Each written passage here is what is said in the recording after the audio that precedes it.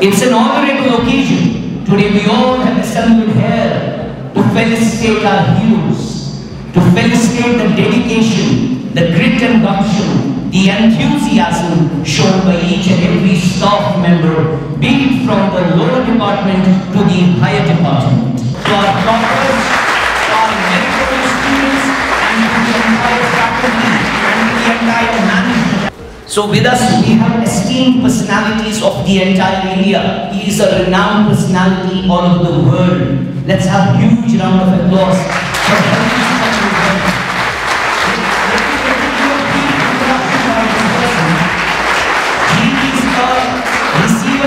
Fourth highest civilian award in India, which is Padma Shri Award.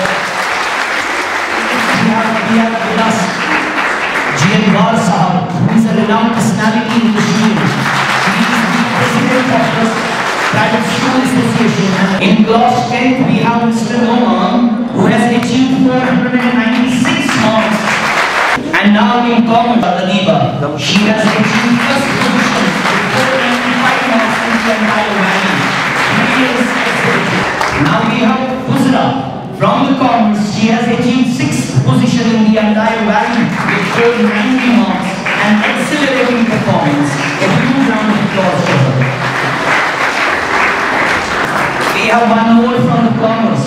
She is Misbah Manzoor. She has achieved 8th position with 488 marks from out of 500. A brilliant performance and accelerating performance. Humanities, we have 5th position holder, Mr. Haq Nawaz, but unfortunately he is not here. So on his behalf, I request any one of his best friend to come here and take the award. Haq Nawaz. If he doesn't have a friend, okay, here he is. Education के career के अंदर में अपने skills बढ़ाएं, अपनी learning बढ़ानी है, अपनी अंडरस्टैंडिंग बढ़ानी है, और जो एग्जामिनेशन है उसमें अच्छा करना है। दोनों में लीड नहीं।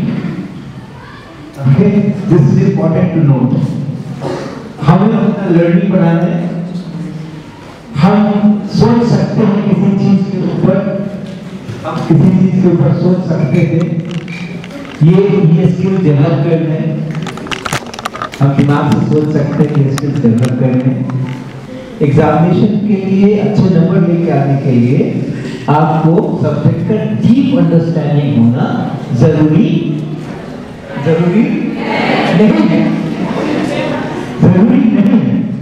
क्योंकि एग्जामिनेशन के अंदर में एक प्रश्न होता है, एक सवाल होता है, और उस सवाल का एक फिक्स आंसर होता है। वो आंसर अगर आपने लिख दिया, कैसे भी करके लिख दिया वो आंसर, तो यू गेट फुल मार्क्स। और वो आंसर अगर आपने नहीं लिखा तो यू गेट 0 मार्क्स।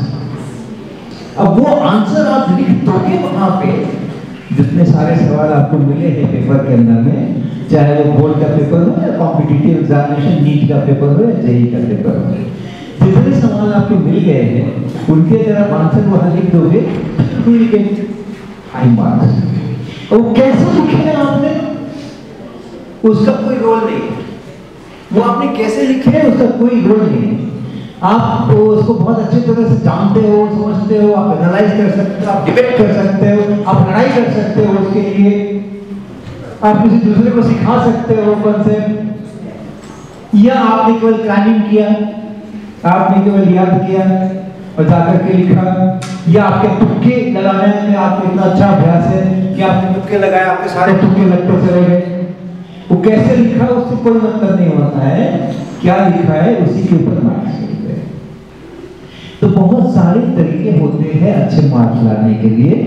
एक उसमें से है कि आप बड़े डीपर अंडरस्टैंडिंग करो, डीपर एनालिसिस करो और सब्जेक्ट को खूब अच्छे से जानो और उसके ऊपर आप बहस भी कर सको, उसके ऊपर आप नए प्रॉब्लम्स फॉर्मुलेट कर सको, वो भी एक तरीका है।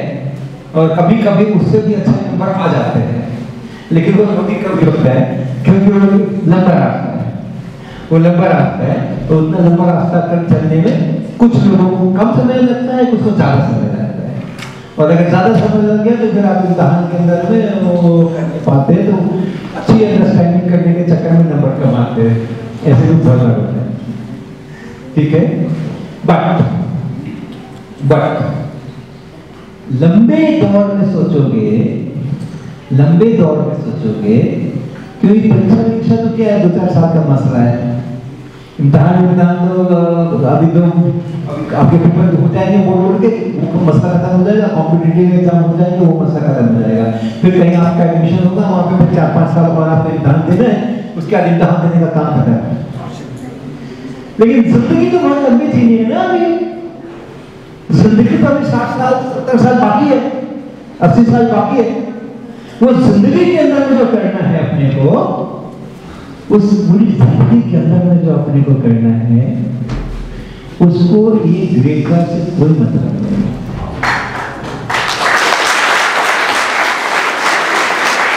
अगर सोचना शुरू कर दिया है तो उन्होंने बड़ी लड़ाई जीती है।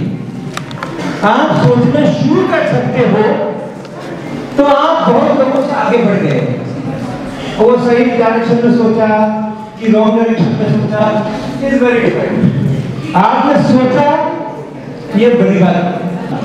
बच्चे कोई दूसरी बात तो नहीं कर रहे, बच्चे कोई वो बाहर में कौन सा ई रिक्शा किधर चल रहा है उसका बात तो नहीं कर रहे। जो भी शोर हो रहा है, it is on this problem, that's it. शोर होने दीजिए। शोर होने का मतलब है people are talking to each other on this subject, तो अच्छी बात है, इसमें खराब बात कुछ भी नहीं है। कश्मीर हार्वर्ड हमेशा आगे रहता है when it comes to meritorious students, जिनने पोजीशन लिया होता है, जिनकी परफॉर्मेंस बेस्ट होती है। तो आज हमने उन्हीं बच्चों को फेलिसिटेट किया था। तो उसके लिए हमने पद्मश्री विनिंग अवार्ड विनिंग एक रिनाउंड पर्सनालिटी थी HC वर्मा, जिनको हमने बुलाया था, और GN वार साहब थे, और भी खुर्शीद साहब थे NIT से।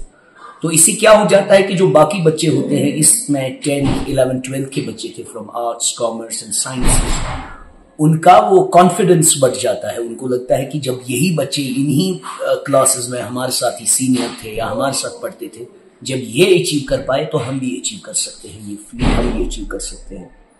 तो ये सबसे पहले जो स्टाफ है कश्मीर हार्वर्ड का, या जो मैनेजमेंट है कश्मीर हार्वर्ड का, वो हमेशा इस बात पे तवज्जो देती है कि बच्चे की जो शख्सियत है उसमें एक बदलाव आए और वो बेहतरीन तरीके से परफॉर्म करे एग्जामिनेशंस में, या जो ओवरऑल लाइफ के चैलेंज है।